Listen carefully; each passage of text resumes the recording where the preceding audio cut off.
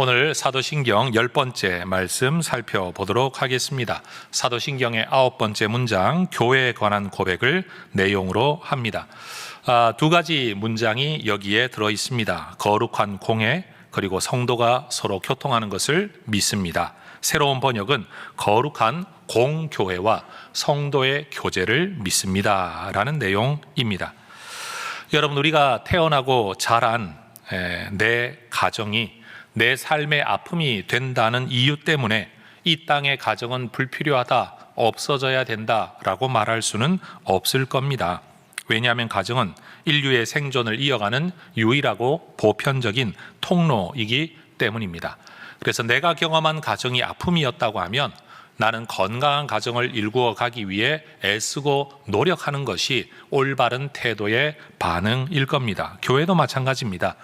이상적으로 보자면 예수 믿는 사람들, 그리스도인의 모임인 교회는 천국의 모형으로서 천사 같은 사람들의 모임이어야 합니다. 그러나 현실적으로 보자면 교회는 예수는 믿는다고 하지만 여전히 해결하지 못한 죄성을 가지고 모인 사람들의 모임입니다. 그러니 여러분, 교회는 기대를 가지고 다가오면 항상 실망할 수밖에 없는 것이 교회의 현실입니다. 그래서 누군가는 이런 교회가 세상에 왜 필요한가, 없어져야 된다라고 말하는 분들도 있습니다만, 교회는 그리스도를 증거하여 세상을 구원하기 위한 하나님의 유일한 방법과 통로이기 때문에 우리는 부족한 우리를 돌아보아 더 나은 그리스도인이 되기 위해 힘쓰는 방향으로 나아가야지, 그저 비난하고 비판하고 무용론을 주장하는 것은 올바른 성경적 신앙은 아니라고 말할 수 있습니다. 결론 부분에서 저는 이 가정과 교회에 대한 이야기를 한 번 더 언급하겠습니다. 연약한 우리의 현실, 그럼에도 절대적으로 필요한 가정과 교회의 필요성을 우리가 기억할 수 있기를 바랍니다. 우리는 사도신경의 8번째 문장에서 성령에 대한 고백을 통해 예수님을 하나님의 아들 그리스도 주님으로 믿고 고백하는 사람들에게 성령이 선물로, 사건으로, 은혜로 주어졌다는 내용의 설교를 함께 나누었습니다. 그 성령께서 우리 안에 거하심으로써 우리가 하나님의 자녀, 하나님의 백성, 하늘을 상속받을 사람이 된다라는 성경의 가르침을 살펴본 겁니다. 그런데 여러분, 성경은 그렇다고 말하는데 내 개인적으로는 이것이 특별한 경험 또는 인식이 될 만한 일이 아닙니다. 다시 말해 영적인 일입니다. 눈에 보이거나 손에 잡히는 일이 아닌 거죠. 그리고 이 일은 지극히 한 개인의 내면에서 일어나는 일, 사적인 일이라고 말할 수 있습니다. 그런데 여러분, 경험되기 힘든 영적인 일이고 한 개인에게 일어난 사적인 일로만 치부될 수 없는 것은, 하나님 편에서 보면 우리가 하나님의 자녀, 하나님의 백성, 천국 백성이 되는 것은 하나님께서 이미 이루신 공적인 일이고 실제적인 일이기 때문입니다. 내 눈으로 보지는 못했지만 생명책에 내 이름이 기록되었다는 사실이에요. 내가 직접 경험하지는 못했지만 하늘에서는 내가 구원받을 때 잔치가 일어났다고 성경은 분명히 말하고 있습니다. 그러니 여러분, 내 눈에 보이지 않고 내가 경험하지 못했기 때문에 이건 없는 일이라고 말할 수 없는 놀라운 사건이 이미 일어난 겁니다. 물론 사람의 속과 내면을 다 알지 못하는 우리로서는 현실 교회 공동체 안에 속해 있는 모든 사람이 구원받은 사람이라고 말할 수는 없습니다. 눈에 보이는 조직교회, 이 해성교회와 같은 하나의 공동체를 일컬어 이 교회 공동체 구성원 전부가 하나님의 백성이다 라고 단정적으로도 말할 수가 없습니다. 왜냐하면 구경하기 위해 온 사람도 있을 수 있고, 아직 예수는 믿지 않지만 한번 내가 가볼까 하고 온 사람도 있기 때문입니다. 그래서 현실 교회를 두고 어거스틴이라는 사람은 교회를 혼합된 몸이다, 그리스도의 몸은 그리스도의 몸인데 혼합된 몸이다, 섞여 있는 몸이다 라고 말을 했습니다. 왜 섞여 있을까요? 진짜와 가짜가 섞여 있다는 말이죠. 예수님께서도 말씀하셨습니다. 때가 되면 알곡과 가라지를 분리할 때가 온다. 그런데 그때가 오기 전까지는 섞여 있는 것이 어쩔 수 없는 우리의 현실이라고 우리는 인정해야 할 겁니다. 신약 성경에서 교회를 지칭하는 단어, 헬라어가 에클레시아라는 단어입니다. 이 단어는 조직이나 건물을 칭하는 것이 아니라 에크, 바깥으로, 그리고 칼레오, 부르다, 바깥으로 불러내었다 라는 단어가 합해서 에크칼레오가 에클레시아라는 단어가 되었습니다. 히브리어 단어 가운데 카할이라는 단어도 교회를 지칭하는데 여러분 이것도 부름받았다는 의미를 가지고 있어요. 또 다른 단어로 시나고그라는 단어도 있는데 이것은 함께 모였다라는 의미가 있어요. 결국 교회를 지칭하는 성경의 여러 단어들을 모아보면 거기에는 일정한 의미가 함께 공통적으로 나타나죠. 교회 공동체는 세상으로부터 불러냄을 받아서 그리스도의 구속 안으로 하나님의 은혜 안으로 들어온 공동체이다라는 겁니다. 그래서 베드로전서 2장 9절에 보면 중요한 몇 개의 표현이 있는데 한번 따라해 보시겠습니다. 택하신, 불러내어 들어가게. 교회는 하나님께서 세상에서 택하셨고 어두움에서 불러내어 빛으로 들어가게 하신 하나님의 백성들, 이게 바로 교회다라는 것을 성경은 우리에게 가르치고 있는 겁니다. 아마 어떤 분들은 사도신경의 신앙 고백 안에서 나는 거룩한 공교회를 믿습니다 라고 고백을 하면 아니 교회가 어떻게 믿음의 대상이 될 수 있는가 라고 궁금해 하실 분도 계실 겁니다. 그러나 교회를 믿는다라는 이 고백은 하나님께서 하나님의 백성 공동체를 이 세상 안에 두셨다는 하나님의 일하심을, 그 결과로서의 교회 공동체가 존재함을 믿는다는 의미로 고백해야 하는 겁니다. 마태복음 16장 16절에서 우리가 이미 보는 것처럼 우리는 베드로가 예수님에 대해 했던 고백을 우리의 고백으로 받죠. 주는 그리스도시요 살아계신 하나님의 아들이십니다. 이 고백의 근거 위에 예수님은 교회를 세우시겠다라고 말씀하셨습니다. 그런데 이 교회는 이스라엘 땅에만 존재하는 교회가 아니라 전 지구상에 전 인류적으로 시간과 공간을 통틀어 다양한 제도와 문화와 신학을 통틀어 존재하는 하나님의 교회입니다. 그래서 사도신경에서 공교회를 믿습니다 라고 말할 때의 영어 표현이 Holy Catholic Church라는 단어를 씁니다. 가톨릭 교회. 그런데 이때 말하는 가톨릭이라는 단어는 로마 가톨릭 교회를 말하는 게 아닙니다. 하나님께서 만드신 우주적인 교회로서의 이 가톨리코스라는 단어에서 유래한 단어예요. 어느 날 로마 교회가 이 용어를 자기들의 교회 이름에 갖다 붙여 이것이 역사상 오랜 시간이 흐르다 보니까 우리는 가톨릭 교회라고 말하면 로마 가톨릭 교회를 지칭하는 것으로 이해하고 있지만 원래 이 단어는 가톨릭 교회의 전유물이 아니라 하나님이 온 지구상에 존재하는 모든 인류상에 존재했던 모든 기독교회 공동체, 예수 공동체를 지칭할 때 사용하는 단어라는 것입니다. 그러니 우리가 공교회를 믿습니다 라고 말할 때 이 공교회라는 용어 안에는 교회는 하나입니다 라는 의미가 포함되어 있습니다. 교회가 하나라고 말하면 아니 목사님 기독교 안에 교파가 얼마나 많은데 교회를 하나라고 하십니까? 라고 질문하실 분도 계시겠지만 여러분 인류 안에 다양한 인종, 족속 그리고 국가가 존재했다고 하더라도 사람은 인류라는 이 하나의 용어로 모두가 하나입니다. 제 말이 이해가 되시죠?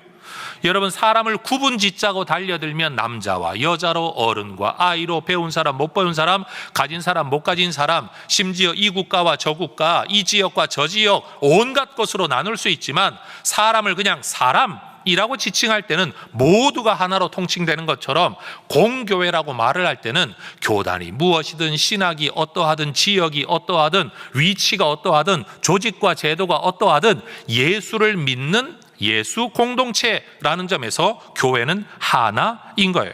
그래서 갈라디아서 3장 28절에서도 그리스도 예수 안에서 유대인이나 헬라인이나 종이나 자유인이나 남자나 여자나 만약 거기에 더 많은 것을 언급하자면 사람을 구분지을 수 있는 모든 조건을 언급한다고 할지라도 결론적으로 예수 안에 있는 사람은 다 하나다. 그리스도인, 하나님의 백성이라고 칭할 수 있다라는 겁니다.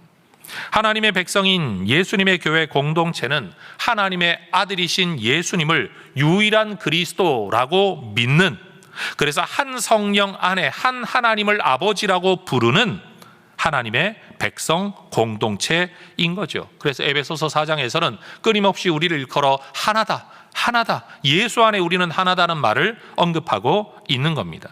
여러분, 교회는 그리스도 안에서 하나이고 우리가 물려받은 사도적 신앙 안에서 하나인 줄로 믿습니다. 그러니 공교회라고 말을 할 때는 왜 이것이 모두가 통틀어 하나의 교회일 수 있냐? 우리가 하나, 바로 그 한 분 그리스도 안에 있기 때문이라는 겁니다. 또 두 번째, 공교회라는 용어를 사용할 때 이 용어 안에는 교회는 거룩하다라는 의미가 포함되어 있습니다. 레위기 11장을 보면 하나님께서는 이스라엘 백성들에게 거룩하라고 명령하셨어요. 요한복음 17장을 보면 예수님은 대제사장으로서의 기도 가운데 교회를 두고 진리로 거룩해지기를 기도하셨습니다. 그런데 예수님이 말씀하신 이 진리의 거룩함, 그리고 하나님이 우리를 거룩함 가운데 부르셨다라고 말을 할 때 이 거룩은 내 힘으로 이룬 윤리적 거룩보다는 예수님의 은혜로 말미암아 우리에게 주어진 거룩을 칭하는 의미가 더 큽니다. 고린도전서 1장 2절에도 보면 그리스도 예수 안에서 거룩하여진 사람들을 교회라고 일컫습니다. 예수 안에서 거룩해졌다는 말은 예수 때문에 거룩해졌다라는 겁니다. 네 힘과 네 노력과 너의 윤리성으로 거룩해진 게 아니라 예수님 때문에 거룩해졌다. 어떻게 거룩해졌죠? 예수님이 우리의 모든 죄를 용서해 주시고 그 피를 흘리심으로 우리의 죄가 거룩하게 용서받게 되었다라는 겁니다. 그러니 교회의 거룩함은 윤리와 도덕에서의 거룩함보다 더 먼저 신학적, 하나님의 은혜로 우리에게 주어진 거룩이 먼저라는 겁니다. 그러니 여러분, 하나님, 거룩하신 하나님께서 우리를 부르셨기 때문에 우리는 거룩하고, 거룩을 위하여 우리를 부르셨기 때문에 우리는 거룩하고, 바로 그리스도 안에서 이미 거룩하게 하셨기 때문에 우리 교회를 두고 거룩하다라고 말할 수 있다라는 겁니다. 그래서 에베소서 5장 26절과 7절이 말하는 것처럼 거룩하게 하시고 거룩하고 흠이 없게 하셨다.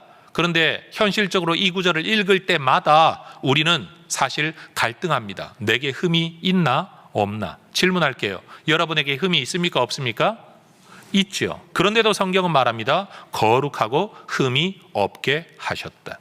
하나님의 구원을 받기에 충분한 거룩을 예수님이 우리에게 주셨다라는 겁니다. 그러니 우리의 거룩, 여러분, 이 거룩은 원래 내 것이 아니라는 사실을 끊임없이 기억하며 이 거룩을 우리에게 주신 하나님께 감사해야 합니다. 엄밀하게 말하면 거룩함과 흠이 없음은 피조물 안에는 존재할 수 없는 속성입니다. 그런데도 많은 사람들이 교회를 쫓아다니며 교회가 거룩해야 된다라고 주장하면서 내 기준에 부합되지 않는, 내 기준에 거룩하지 않은 교회들을 비난하거나 그리스도인들을 비난하는 경우를 많이 봅니다. 그러나 여러분, 다시 한번 말하건대 그 거룩은 주어진 거룩이지 획득한 거룩, 내가 성취한 거룩은 아니라는 사실입니다. 제가 만든 문장 하나를 제가 읽어 드릴 테니 여러분 좀 더 깊이 있게 생각하며 한번 들어보시기 바랍니다. 그리스도 안에서 이루어진 신학적 거룩은 실현된 거룩이고, 성령 안에서 추구해야 할 윤리적 거룩은 실현해 가야 할 거룩입니다. 기억 못하셔도 괜찮습니다. 우리 안에 실현된 거룩은 내 것이 아니라 그리스도의 것입니다. 그리스도 때문에 우리에게 주어진 은혜의 거룩입니다. 그런데 우리를 거룩하라 또는 거룩해야 된다라고 말할 때 이 거룩은 윤리적 거룩이고 앞으로 실현해 가야 할 거룩인데 이것마저도 내 힘으로는 불가능합니다. 성령의 도우심이 있어야만 가능한 것입니다. 그래서 세상과 구별되는 교회의 거룩함, 우리가 실현해 가야 할 거룩함, 우리가 어떻게 하면 이 일을 이루어갈 수 있는가? 에베소서 4장 14절의 말씀을 보면 세상 교훈의 풍조에 떠밀려 다니지 않아야 된다, 어린아이처럼 되면 안 된다라는 말씀이 있습니다. 여러분, 세상의 풍조와 교훈이 뭡니까? 세상이 가지고 있는 삶의 방식입니다. 어린아이는 뭡니까? 내가 보는 그대로가 맞는 줄 알고 따라가는 사람입니다. 그런데 예수 안에 거듭난 우리는 어떻게 살아야 되느냐? 세상이 가지고 있는 삶의 방식이 성경의 근거에 옳지 않다는 것을 분별할 줄 알고, 성경이 말하고 하나님이 기뻐하시는 방식을 선택하여 세상 방식을 거부할 줄 아는 어린아이를 벗어난 그런 성숙한 하나님의 백성이 되어야 된다라고 말씀하는 거예요.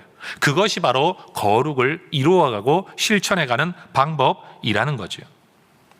여러분, 우리의 신학적, 선언적 거룩이 윤리적이고 실천적 거룩으로 나타나고 실현되어야 할 것은 우리의 삶의 현장입니다. 이러한 삶을 살아갈 수 있도록 서로 격려하고 도와주는 공동체가 바로 예수 교회 공동체라는 거죠. 여러분, 교회는 거룩함으로, 거룩함 가운데 거룩하기 위하여 부름받은 공동체. 그래서 여러분, 우리 모든 교회를 일컬어 하나님 앞에서의 공교회라고 말을 할 때는 바로 이 거룩성이 포함된 개념이라는 겁니다. 세 번째, 이 공교회라는 용어를 사용할 때 이 용어 안에는 교회는 보편적이다라는 의미가 포함되어 있습니다. 바로 이 보편적이라는 단어가 헬라어 카톨리코스라는 단어인데, 시간과 공간에 있어서의 보편성, 다시 말해 시간과 공간을 넘어서는 보편성. 제가 예를 들어 볼게요. 여러분, 사람이 동양인이든 서양인이든 옛날 사람이든 현대 사람이든 배운 사람이든 못 배운 사람이든 가진 사람이든 가지지 못한 사람이든 사람 안에는 다 죄성이 있습니다. 인정하십니까? 이것이 바로 인간으로서의 보편성입니다. 이건 시간에 제한된 문제가 아니에요. 나타나는 죄의 양상은 다르지만 내 속에 있는 죄성은 다 동일합니다. 이게 보편적이라는 거예요. 교회를 일컬어 보편적이다라고 말을 할 때는 삼위일체 하나님에 대한 고백 위에 그리스도의 구속에 참여한 하나님의 백성들이 한 성령 안에 모여있는 공동체, 골로새서 3장 11절이 말하는 것처럼 헬라인이나 유대인이나 할레파나 무할레파나 야만인이나 스구디아인이나 종이나 자유인이나 모두에게 있어서 보편적인 한 가지 사실은 오직 그리스도만이 우리의 구세주가 된다, 이 예수를 믿는다라는 점에서 교회는 보편적이다라는 겁니다. 그리스도에 대한 신앙을 표현하고 살아내는 모습은 시대마다 지역마다 조금씩의 차이가 있을 겁니다. 그러나 지금 우리가 믿고 있는 예수님은 1세기 교회와 사도들이 가르치고 믿었던 그 예수님인 줄로 믿습니다. 여러분, 1세기에 믿었던 예수와 21세기에 믿는 예수가 다르지 않다라는 거예요. 같은 예수를 믿고 같은 그리스도의 백성이 되었다는 점에서 1세기 교회나 우리 교회는 같은 교회다라고 말할 수 있다는 점에서 교회는 보편적이다라고 말하는 거죠. 이 역사적 보편성을 잃어버릴 때 우리는 그런 공동체를 일컬어 이단이다라고 말을 하는 겁니다. 네 번째, 공교회라는 용어 안에는 사도적이다라는 의미가 포함되어 있습니다. 사도행전 2장 42절이 말하는 것처럼 1세기 교회도 예수의 제자들인 사도들의 가르침을 받아 신앙의 공동체를 형성한 것처럼 오늘 우리도 그 사도들의 가르침을 그대로 이어받아 우리의 신앙 공동체를 형성하고 있습니다. 오늘날의 교회는 사도들이 전해준 신앙을 우리의 신앙으로 받았습니다. 사도들에게 위임되었던 사명을 우리의 사명으로 받았습니다. 그래서 유다서 3절을 보면 성도에게 단번에 주신 믿음의 도라는 표현이 나오는데, 사도들이 붙들고 살았던 그 믿음의 도를 오늘 우리도 생명과 길과 진리로 믿고 이 도를 따르고 있다라는 겁니다. 그러니 여러분, 이 사도들의 가르침을 계승하고 있다라는 점에서 교회는 사도적이다라고 말을 할 수 있다라는 거죠. 여러분, 한번 따라해 보시겠습니까? 하나의 거룩하고 보편적이며 사도적인 교회. 이 네 가지가 바로 교회의 특성이라는 사실입니다.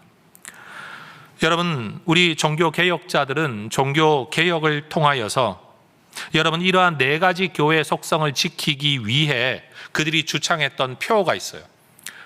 5개의 오직이라는 단어가 5번 반복된다고 5개의 오직, 5 sola, 솔라는 라틴어입니다. only라는 영어 단어예요. 5개의 오직이라는 단어가 있죠. 우리는 이것을 사도적 신앙의 계승으로 믿고 오늘도 지켜가고 있죠. 오직 성경, 오직 그리스도, 오직 은혜, 오직 믿음, 오직 하나님의 영광.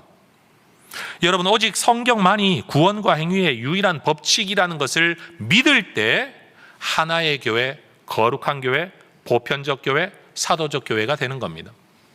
오직 그리스도를 통해서만 구원받는다는 것을 믿을 때 그것이 그 믿음 안에서 하나의 거룩하고 보편적이며 사도적인 교회가 된다라는 거예요. 오직 하나님의 은혜로만 우리가 구원받는다는 것을 믿는 것이 하나의 교회됨, 거룩하고 보편적이며 사도적인 교회됨의 원리가 된다는 거죠. 믿음도 마찬가지고 하나님의 영광도 마찬가지입니다. 여러분, 우리는 지금도 이 원리를 지켜가는 교회 공동체인 줄로 믿습니다.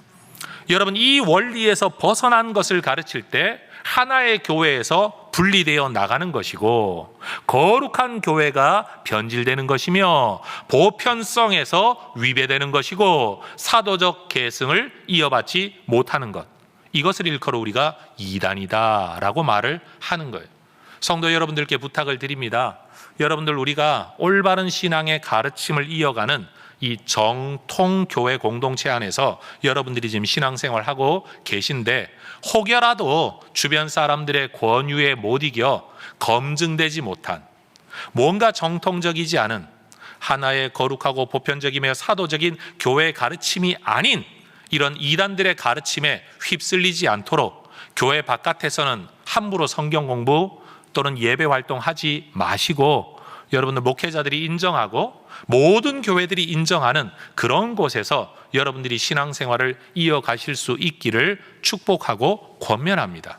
여러분, 교회는 다 똑같은 거 아닙니까 하는데 그래도 뭐가 좀 다른 데들이 있어요. 사람을 두고 예수라고 말하든지 재림 예수라고 말하고 인간을 일컬어 구원자라고 말을 하고 믿음으로만 구원 얻어야 되는데 또 다른 것들을 이야기하는 수많은 이단들이 이 세상에 너무나도 많기 때문입니다. 그래서 하이델베르크 요리문답 54문은 교회에 대하여 이렇게 가르치죠. 우리가 사도신경에서 우리는 거룩한 공교회를 믿습니다라고 고백을 하는데 질문이 이거예요. 그럼 거룩한 공교회, 보편적 교회를 믿는다는 건 무슨 뜻이냐라고 질문을 하고 대답이 이러합니다. 같이 한번 읽어보겠습니다. 나는 하나님의 아들이 그의 성령과 말씀을 통해서 세상 처음부터 마지막까지 온 인류 가운데서 영생을 위해 선택하신 참된 신앙의 통일성 안에 있는 공동체를 그분을 위하여 모으시고 보호하시고 보존하신다는 것을 믿습니다. 나도 지금 이 교회에 살아있는 지체이며 영원히 그러할 것을 믿습니다. 여러분, 문장이 좀 애매하실 겁니다. 그러나 여러분 기억하십시오. 교회 공동체는 하나님의 아들이신 그리스도만이 세우십니다. 성령과 말씀을 통해서만 부르신다는 겁니다. 시간적으로는 세상 처음부터 마지막까지 이 교회를 이루어 가신다는 것이고, 여러분 대상으로는 온 인류 가운데서 하나님의 교회 공동체를 부르고 계시다라는 거예요. 무엇을 위해? 영생을 위한 선택이라는 거예요. 그래서 그 신앙 안에서 참된 신앙의 통일성 안에 있는 공동체, 이게 바로 교회를 지칭하는 서술된 묘사인 거죠. 여러분, 우리는 이 교회를 믿는 하나님의 사람들입니다. 여러분, 그리스도인은 뭘 믿는 사람들입니까? 바로 이러한 교회가 있고 내가 그 교회의 한 사람이다 라는 것을 믿고 있는 것입니다. 그런데 사도신경에는 거룩한 공교회를 믿는 것과 함께 성도의 거룩한 교제를 믿습니다 라는 표현도 등장합니다. 교제. 여러분, 교제를 믿어야 하고 교제를 실행해야 교회가 됩니다. 따라하십시다. 교제가 없으면 교회가 아닙니다. 요한복음 17장을 보면 우리 하나님께서는요, 삼위일체라는 신비한 연합과 교제 가운데 존재하십니다. 하나님의 존재 방식 자체가 연합과 교제라는 거예요. 그리고 고린도전서 1장 9절을 보면 예수 그리스도 우리 주와 더불어 교제하도록 하나님이 우리를 부르셨다라고 말씀합니다. 예수 안에서 하나님과 교제하도록 우리를 부르셨다라고 말을 해요. 결국 구원받는다라는 것은 뭐냐? 하나님과 교제한다는 의미가 있는 거예요. 여러분, 신앙은 뭐냐? 하나님과 교제한다는 의미가 담겨 있다라는 겁니다. 교회는 거룩한 하나님을 창조주 하나님으로 예배하는 동시에 그 하나님을 우리의 아버지로 모심으로써 아버지와 교제하는 동시에 형제들과 교제하는 것, 이게 신앙생활이라는 거예요. 우리가 교회에서 흔히 듣는 용어 코이노니아라는 단어가 바로 이러한 교제, 펠로우십, 커뮤니언, 이런 단어를 지칭하는 거죠. 여러분, 성도의 교제의 본질은 요한 1장 3절이 말하는 것처럼 아버지 안에서, 그리스도 안에서 우리에게 주어진 그것을 누리는 게 교제입니다. 부모와 자녀가 누리는 교제는 뭡니까? 부모의 은혜와 사랑을 자식이 받아 누리는 것, 그게 교제인 것처럼 우리는 하나님의 사랑을, 예수님의 은혜를, 성령의 역사를 받아 누리는 것이 하나님과 교제하는 겁니다. 여러분, 이 은혜를 충만하게 누리시기를 주의 이름으로 축복합니다. 그게 신앙입니다. 그리고 그 누림이 바로 예배입니다. 그런데 하나님과만 누려서 되는 게 아니라 하나님이 자녀로 불러주신 우리의 형제들과도 교제해야 합니다. 어떤 교제를 해야 되냐? 히브리서 3장 13절이 말하는 것처럼 매일 피차 권면하여 죄의 유혹으로 완고하게 되지 않도록, 다시 말해 하나님의 은혜를 누리는 이 삶을 계속 살아갈 수 있도록 피차 권면하는 교제를 누려야 된다라는 거예요. 여러분, 성도의 교제라는 것은 거듭나지 못한 세상의 모습을 나누는 것이 아니라 거룩함으로 부름받은 사람들이 거룩한 하나님 앞에서 거룩한 삶을 지향하면서 서로가 격려하는 것, 이게 바로 거룩한 교회의 교제라는 거예요. 히브리서 10장 24절과 5절이 말하는 것처럼 성도의 교제는 뭐냐? 따라 하십시다. 서로 돌아보아 사랑과 선행을 격려하라, 힘써 모이라. 그게 성도의 교제라는 거예요. 그냥 모여서 세상의 죄성을 나누고 죄 지은 거 나누라는 게 아니라 서로 돌아보아서 사랑과 선행을 격려하라는 거예요. 그리고 힘써 모이라는 거예요. 사도행전 2장 45절을 보면 성도들을 위해, 교회 공동체 구성원들을 위해 내가 가지고 있는 것, 재능과 물질을 남의 유익을 위해 나누는 것도 성도의 교제다라고 성경은 가르칩니다. 그것만이 아니죠. 하나님의 말씀을 함께 나누는 목장에서의 모임, 아니면 성도들끼리의 말씀의 교제, 그리고 누군가 세례를 받을 때 내가 그 사람의 세례의 증인으로 참여해 주는 것도 교제이고요. 그리고 내가 한 생명을 나누어 가진 사람이라는 것을 인정하기 위하여 한 떡과 잔에 참여하는, 성찬에 참여하는 것도 성도들의 교제의 방법이 되는 거예요. 여러분, 교회는 바로 이런 교제를 나누어야 합니다.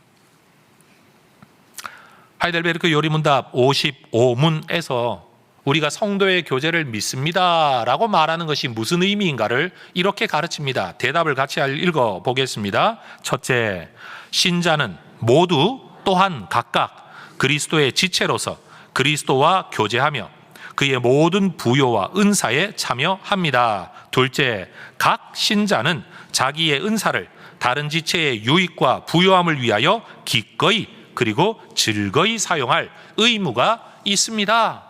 여러분, 우리가 성도의 교제라고 말할 때는 두 가지를 말한다는 거예요. 첫 번째 뭐냐? 내가 각 개인이 하나님과 예수님과 누리는 은혜, 교제가 있다라는 거예요.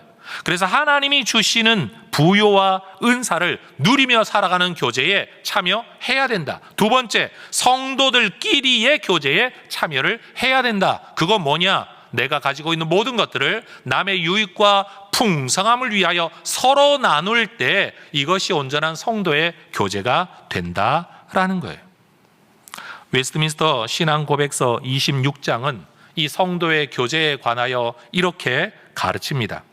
그리스도의 영과 믿음으로 말미암아 그들의 머리이신 예수 그리스도와 연합되어 있는 모든 성도들은 그분의 은혜와 고난과 죽음과 부활과 영광 안에서 그분과 교제한다.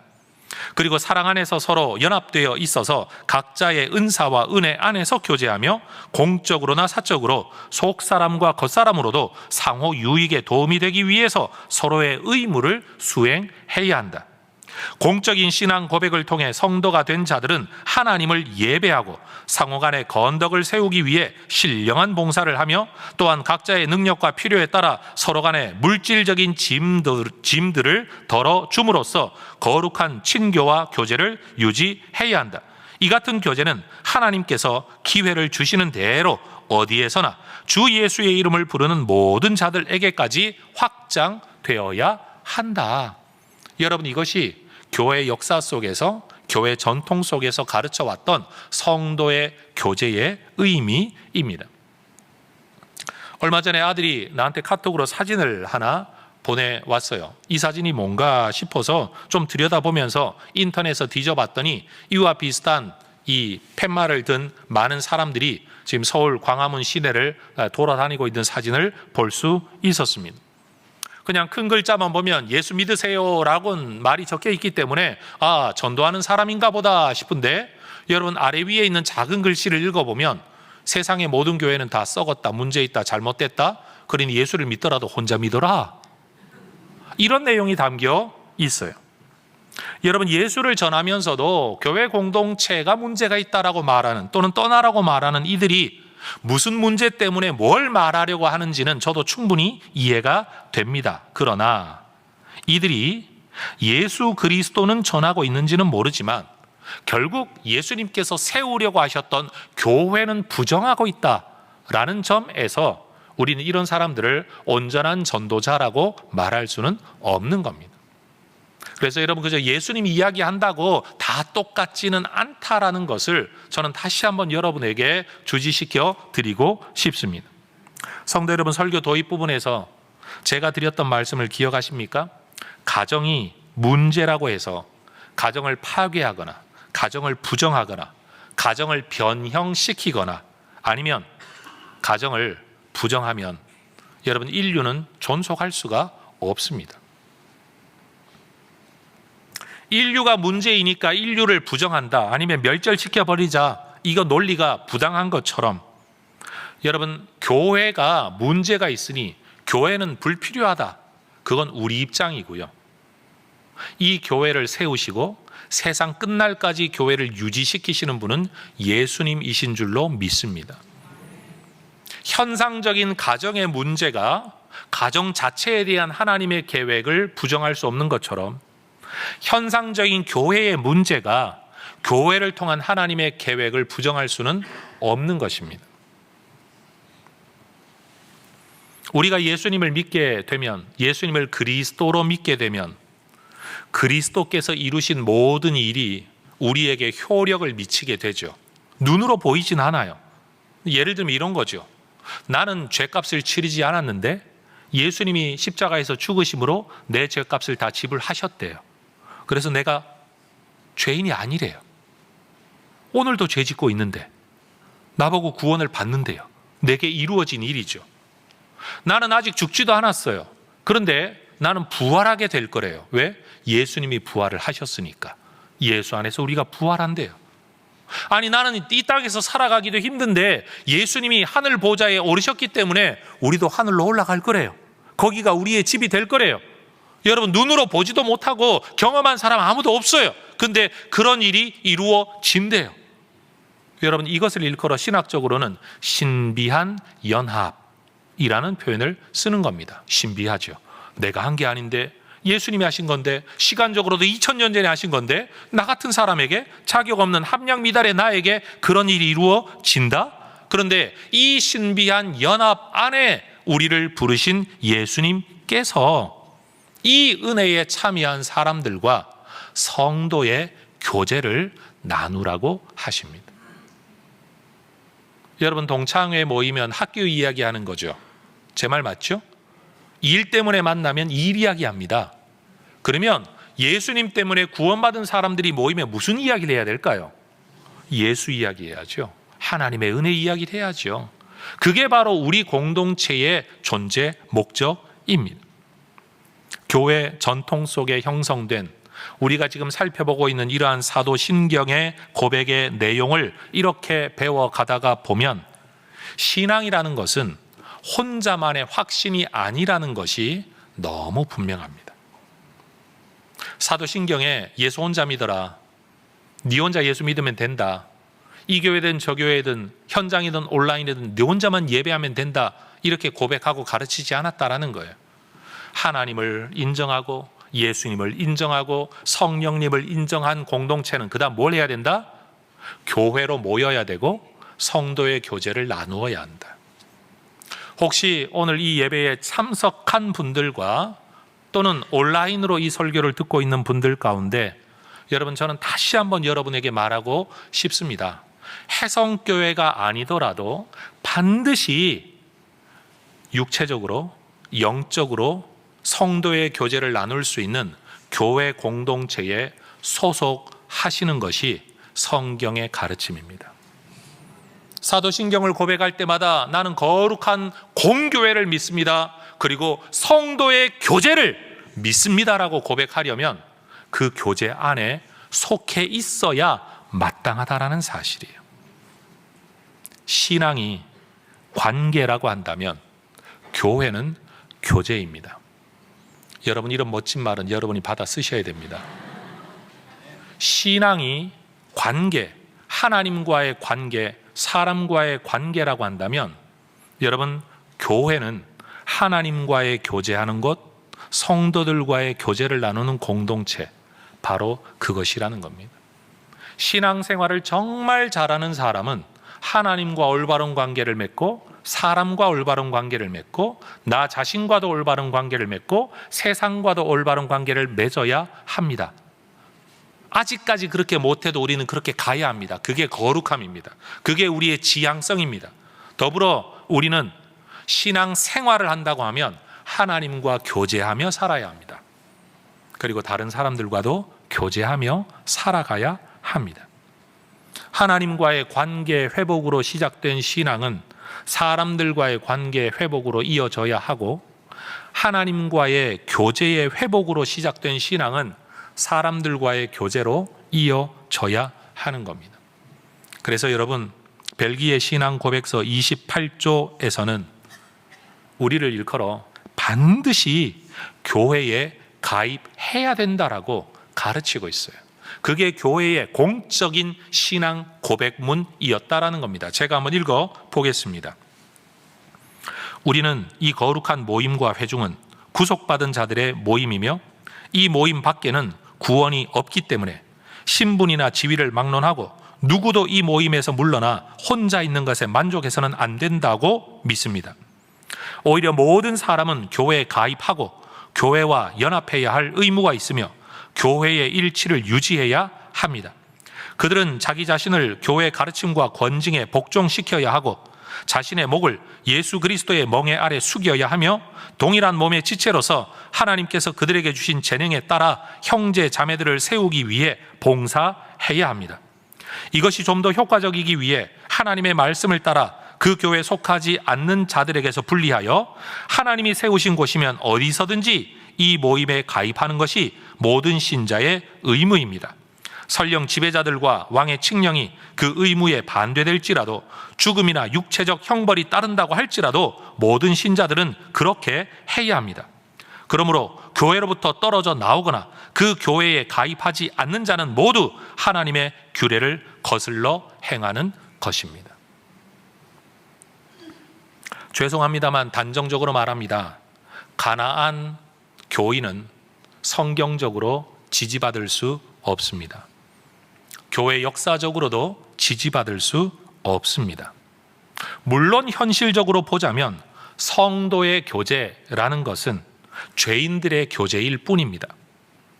아무리 잘하려고 애써서 교제를 나누더라도 결국 사람 냄새가 나고 죄성이 튀어나오고 상처받을 수밖에 없는 것이 교회 교제의 현실입니다. 그러나 그럼에도 불구하고 이 교제를 지켜가야 합니다. 성도 여러분, 가정이 정말 건강하면 얼마나 좋을까요? 그러면 나도 행복할 것이고 배우자도 행복할 것이고 우리의 자녀들은 건강한 인격으로 자라나게 될 것입니다. 그러나 이 자리에서 예배하고 있는 저나 여러분이나 우리 가운데 누가 나는 완벽하다, 우리 가정은 완전하다라고 말할 수 있는 사람이 누가 있습니까? 그러면 온전하지 않기 때문에 가정을 깨뜨려야 될까요? 가정이 없으면 더 잘 살아갈 수 있을까요? 더 행복할 수 있을까요? 그렇지 않다는 것을 우리는 다 잘 압니다. 교회도 마찬가지입니다. 우리의 죄성 때문에 교회 공동체의 모임이라는 것이 날마다 시끄럽고 날마다 문제가 많고, 성도의 만남이라는 것은 기껏해야 상처밖에 남지 않는다고 할지라도 성경은 우리에게 가르칩니다. 그리고 사도신경은 우리에게 가르칩니다. 나는 성도들의 거룩한 교제가 교회라는 것을 믿습니다. 내가 거기에 속해서 살아가겠다라고 우리는 지금 고백하고 있는 겁니다. 성도 여러분, 제가 웃으라고 하는 말이니까 그냥 웃으면서 듣되 가시가 있는 말이니까 새겨 들으시길 바랍니다. 남자 때문에 받은 상처는 남자만 치유할 수 있습니다. 여자 때문에 받은 상처는요, 여자만 치유할 수 있습니다. 남자에게 상처받고 여자끼리 모여서 남자들은 그래 아무리 욕을 해도 받은 상처가 치유되진 않습니다.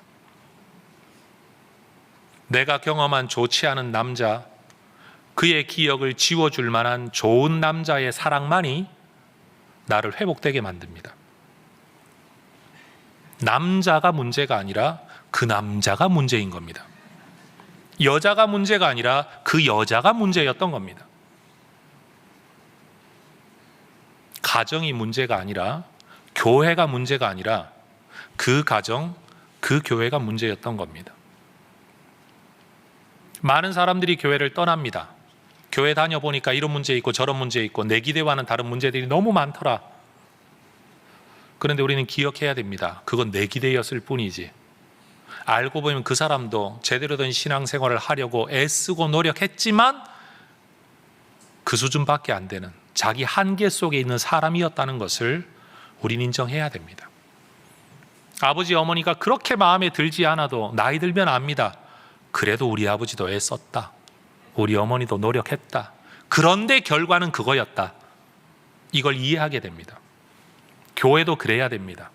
그들도 나름대로는 신앙생활 제대로 해보려고 애썼다. 그런데 인간의 죄성이 거기까지였다. 그래서 예수 말고는 구원의 길이 없고 성령의 은혜 말고는 사람이 변할 수 없다는 것을 우리는 다시 한번 확인하게 되는 겁니다. 여러분, 성도들과 함께 모여 여러분 머리의 이해를 나누시기 바랍니다. 지적 교제. 그러면 몰랐던 걸 배우게 되고 잘못 알았던 걸 수정받게 되며 알았던 것을 더 깊이 알게 되는 여러분 깨달음의 은혜가 있게 될 줄로 믿습니다. 여러분, 마음, 정적인 교제를 나눠야 됩니다. 내 마음을 나누게 되면 우리는 이해 또는 공감 또는 연민과 동정, 때로는 지지를 받게 될 것입니다. 마음의 힘을 얻게 될 것입니다. 의지적인 교제도 필요합니다. 내 결단을 함께 나눌 때 누군가가 격려해 줄 것이고 도와줌으로 내 결단이 실행될 수 있는 힘을 얻게 될 것입니다. 가지고 있는 소유도 나누어야 합니다. 그게 어떤 것이 되었든지 간에 남의 유익을 위하여 함께 나눌 때 그것이 사람을 살리고 세우는 열매를 얻게 될 것이기 때문입니다. 그런데 여러분, 반드시 성도의 교제에 참여해야 된다라고 제가 이렇게 말씀을 드리지만 노파심에서 한 가지를 더 언급할 수밖에 없습니다. 우리는 성도의 교제, 심지어 가정이라고 할지라도 행복을 꿈꾸며 나는 이 가정이 이렇게 되면 좋겠어, 당신이 아내로서 남편으로서 너는 아이와 아들과 딸로서 이렇게 해야 우리가 더 행복하게 된다고 믿어 라고 내 생각을 고집할 때 그것이 오히려 우리의 행복을 깨뜨리는 경우가 있다는 것을 우리는 너무나도 잘 압니다. 다시 말해 내 머릿속에 가지고 있는 교회에 대한 이상이 틀린 건 아니지만 잘못된 건 아니지만 의도와 목적이 불순한 것도 아닌 순수한 것이라고 할지라도 그 이상이 너무나도 확고하여 거기에 부합되지 못하는 다른 사람을 받아들이지 못하고 인정하지 못하고 품지 못하고 정죄하고 비난하게 된다면 그 좋은 의도 때문에 오히려 우리는 상처를 받게 될 거라는 사실입니다. 사실 자식 잘 되기를 원치 않는 부모가 누가 있겠습니까? 다 잘 되라고 말합니다. 다 잘 되라고 하는 일입니다. 그런데 부모의 그것이 오히려 자녀들의 가슴속에 상처로 남는 경우가 얼마나 많습니까? 똑같습니다. 교회에서도요. 교회를 바로잡겠다, 교회를 바로 세우겠다, 교회를 교회 되게 하겠다 등등의 아주 순수한 의도를 가지고 일한다고 할지라도 오히려 그것이 있는 그대로의 공동체, 있는 그대로의 그 사람을 품고 사랑하지 못하게 만든다면 여러분, 그것이 오히려 우리에게 독이 될 거라는 사실이에요. 얼마 전 설교에서 인용했던 글을 조금 더 길게 다시 한번 저는 여러분에게 들려드리고 싶습니다. 왜냐하면 이것은 제 개인적으로도 엄청난 인식의 전환을 이룬 교회에 대한 관점의 변화를 가지고 온 깨우침이었기 때문입니다. 디트리 본헤퍼라는 분이 성도의 공동생활이라는 책에서 이렇게 글을 썼습니다. 읽습니다. 그리스도인 형제 공동체가, 전 그냥 교회라고 하겠습니다. 교회가 처음부터 다음 사실을 분명하게 하는 것은 교회에 사활이 걸린 중요한 문제입니다. 첫째, 교회는 이상이 아니라 거룩한 현실이라는 사실입니다. 둘째, 교회는 인간적인 현실이 아닌 영적 현실이라는 사실입니다. 수없이 많은 경우에 기독교 공동체는 이상의 기초에 산 결과 무너지고 말았습니다. 그리스도인 삶의 공동체에 첫 발을 들여놓은 진지한 그리스도인은 흔히 그리스도인의 공동생활에 관한 특정한 이상을 함께 가지고 들어와서 그것을 실현하려고 노력할 것입니다. 그러나 하나님의 은혜는 이러한 종류의 모든 꿈이 신속히 깨어지도록 합니다.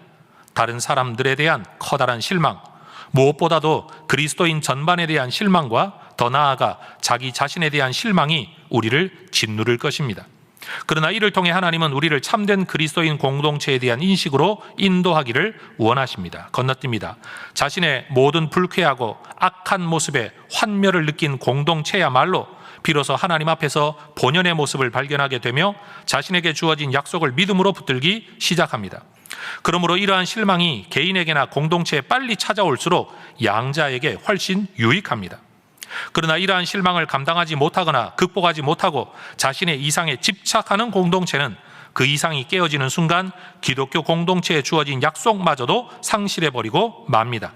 그래서 이러한 공동체는 언제든지 무너지게 되어 있습니다. 기독교 공동체 속으로 함께 가지고 들어온 인간적인 이상은 참된 공동체를 방해하므로 반드시 깨어져야 하며, 그럴 때 비로소 참된 공동체가 살아날 수 있습니다. 기독교 공동체의 꿈을 기독교 공동체 자체보다 더 사랑하는 사람은 그 자신이 아무리 정직하고 진실하며 헌신적인 사람이라고 해도 결국 모든 기독교 공동체의 파괴자가 되고 맙니다. 핵심이 뭡니까? 교회를 사랑한다는 이유로, 교회를 교회되게 한다는 이유로 현실에 존재하는 그 성도들 자체를 사랑으로 품어내지 못하고 이상만 추구하다가는 오히려 교회를 깨뜨리는 자가 될 수 있다라는 말입니다. 여러분, 혜성교회를 목회하면서 저에게 참 힘든 일이 있습니다. 그것은 교회가 참 내 뜻대로 되지 않는다라는 겁니다.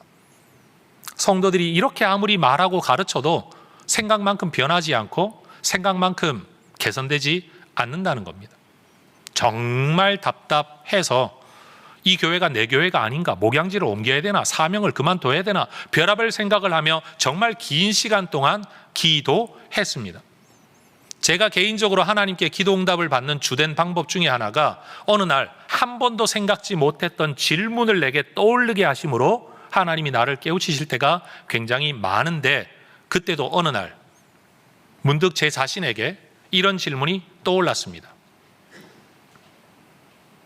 네가 그렇게도 바꾸고 싶어 하는 대로 사람들과 교회 공동체와 조직과 모든 문화를 싸그리 다 바꿨다고 하면 네가 은퇴하고 난 뒤에 올 네 다음에 담임 목사는 혜성교회를 두고 바꿀 게 있을까 없을까? 이 질문이 갑자기 제 속에 떠올랐습니다. 정말 내가 원하는 대로 모든 걸 다 바꿨다 쳐도 내 뒤에 올 담임 목사님은 이 교회를 목양하고 딱 떠맡았을 때 바꿀 게 하나도 없을까? 여러분 어떻게 대답하시겠습니까? 있는 게 아니라 다 바꿀 겁니다. 또 제가 그랬던 것처럼 말이에요. 그러면 내가 바꾸려고 하는 게 도대체 뭐지? 뭘 바뀌지 않아서 내가 답답해하는 거지? 라는 생각이 꼬리를 물고 기도하는 가운데 계속 이제 이어가게 되겠죠? 결국 제가 내린 결론은 하나였습니다. 내 이상이 틀린 건 아니지만 내 현실 속에 내가 답답해하는 건 결국은 내 뜻대로 되지 않는다는 사실, 내 성향대로 되지 않는다는 사실을 내가 답답해하는 거지. 이 교회는 지금도 하나님이 사랑하고 계시고 내가 이 교회를 부임하기 이전에도 하나님이 사랑하시고 좋은 교회, 건강한 교회라고 인정받았던 교회라는 사실을 하나님이 제게 깨우치셨어요. 놀라운 일이죠. 그리고 제 마음속에 상당히 많은 여유가 생겼어요. 목사님이 옛날만큼 뭔가를 다그치지 않으시네. 그게 바로 그때의 전환점입니다. 아, 좀 부족해도 좀 덜 바뀌어도 하나님 있는 그대로 우리를 이미 사랑하신다. 우린 이미 하나님의 백성 공동체이다. 내 성향대로 되지 않는 걸 답답해하지 말고 있는 그대로의 성도들을 더 인정하고 사랑하는 것이 옳다. 물론 그렇다고 제 죄성이 사라진 건 아닙니다. 여전히 답답합니다. 그러나 이제는 답답함을 누를 수 있는 힘이 제 안에 있습니다. 확신이요. 신학적 확신이요. 아마 여러분들도 교회 생활, 목장 생활, 위원회 생활, 교회를 섬기는 여러 모임들 속에 여러분들도 나름대로 아마 이상이 있으셨을 겁니다. 기도 응답의 열망, 우리 하나님께서 여러분에게 응답 가운데 주셨던 교회는 이래야 돼 라는 확신이 있었을 겁니다. 그런데 여러분 꼭 기억하면 좋겠습니다. 다른 사람을 뜯어놓겠다고 고쳐놓겠다고 달려드는 사람이 과연 누구와 진짜 사랑의 교제를 나눌 수 있을까? 여러분 가정생활하기 쉽지 않으시죠? 다 압니다. 여러분의 아내와 남편을 좀 고쳐놓고 싶으실 겁니다. 그것만 바뀌면 살만한데 그게 안 바뀌어서 힘든 분명히 문제가 있을 겁니다. 그런데 우리는 이것도 알아야 됩니다. 나는 그렇게 힘들어하는 그 사람의 그 모습이 어딘가에서는 정말 잘한다고 박수치는, 박수받는, 칭찬받는 일이라는 것도 우리는 압니다.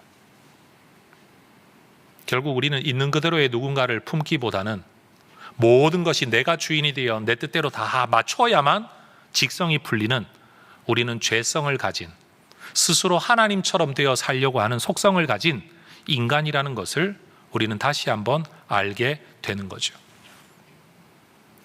이 자리에는 안 계신 분들, 제가 방송이나 유튜브로 설교 듣는 분들에게 한마디 하겠습니다. 여러분들이 교회를 떠난 이유는 뭡니까? 교회가 여러분 마음에 안 들어서이겠죠. 저는 달리 질문하고 싶습니다.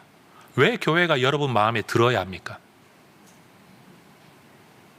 이미 예수님이 우리를 받아주셨고 이미 이런 우리를 하나님이 품고 계시고 이미 이런 우리를 교회가, 성경이 교회라고 부르고 있는데 하나님이 받아주신 교회를 여러분은 왜 못 받고 계십니까? 하나님이 참고 기다리고 계신 그 사람을 우리는 왜 못 참고 못 기다리고 있는 걸까요? 돌아오시기를 축복합니다.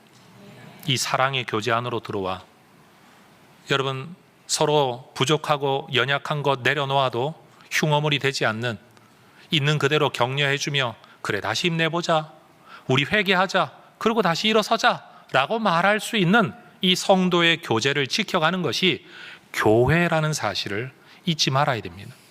교회가 제도가 어떠하든 행정 절차가 어떠하든 여러분 그건 이럴 수도 있고 저럴 수도 있는 겁니다. 한국 교회와 미국 교회가 달라요. 아프리카 교회를 가면 완전히 달라요. 남미를 가면 완전히 더 달라요. 그런 것들이 교회의 교회됨을 만들어가는 게 아니라는 거죠. 교회 본질은 어디에 있느냐? 우리가 예수 안에 하나가 되었다. 우리가 예수 안에 거룩함으로 부름을 받았다. 우리는 시간과 모든 공간을 뛰어넘은 보편적 교회의 일원이다. 우리는 사도적 신앙을 계승해야 된다. 이것으로 인해 우리가 교회가 되었다. 그리고 교회로 살아가야 한다. 여러분, 내가 원하는 대로 뜯어 고치려는 마음보다도 있는 그대로 품고 받아주는 사랑이 더 큰 하나님의 백성들 되시기를 주의 이름으로 축복합니다. 명절을 앞에 놓고 있으니 한마디로 더 권면을 드립니다. 우리 모두가 힘써야 할 일이죠. 가족들 만났을 때 아주 그냥 수십 년 고질적으로 안 바뀌는 그 못된 성격과 행실을 지적해서 꼭 한번 꼬집어주고 오려고 하지 말고 그냥 있는 그대로 저 사람도 애쓰고 사는데, 저 형제도 저 부모도 저 친척도 나름대로는 열심히 사는데 그냥 여러분 품어주고 받아주면 여러분 싸움 안 나고 평안할 줄로 믿습니다. 명절 돼서 싸우고 오지 마시고 여러분 사랑의 교제를 나누고 기쁨으로 돌아오시기를 주의 이름으로 축복합니다. 기도하겠습니다.